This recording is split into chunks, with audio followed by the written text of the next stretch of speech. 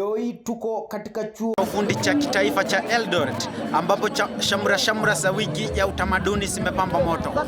Hii si ya kukosa. Kila jamii inaleta ladha yake, rangi zake na utambulisho wake. Kutoka kwa ngoma za kitamaduni, mavazi ya kuvutia hadi vyakula vya kienyeji vinavyowasha ladha.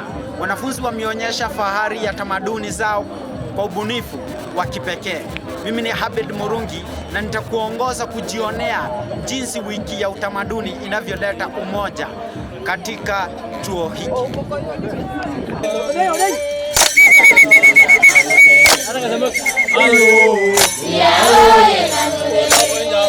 Ni wiki ya utamaduni mwaka wa 2025, siku ambayo wanafunzi kutoka kila pembe ya nchi wameungana kuonyesha fahari ya urithi wao. Ni tamasha la umoja, ubunifu na utambulisho wa kweli wa Mwafrika. Sherehe zilianza kwa ibada ya sifa na kuabudu iliyoongozwa na wanachama wa SDA. Hapa wanafunzi walimshukuru Mungu kwa kuwaunganisha kupitia tamaduni zao mbalimbali, ishara ya kwamba umoja ni nguvu. Na kurudi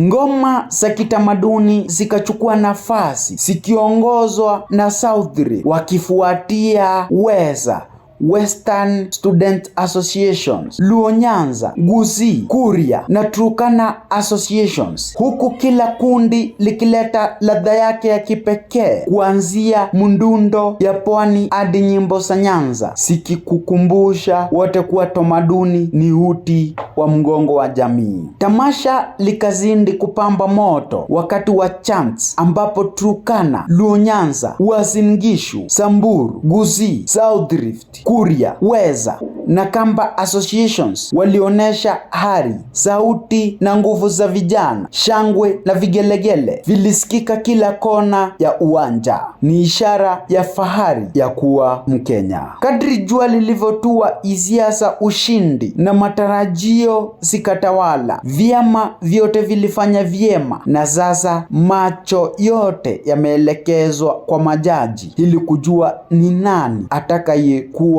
mshindi wa mwaka huu wa wiki ya utamaduni wa mwaka 2025. Ni siku iliyodhihirisha kuwa tofauti zetu ndizo zinatupa nguvu kama taifa. Wapi makofi wakitoka?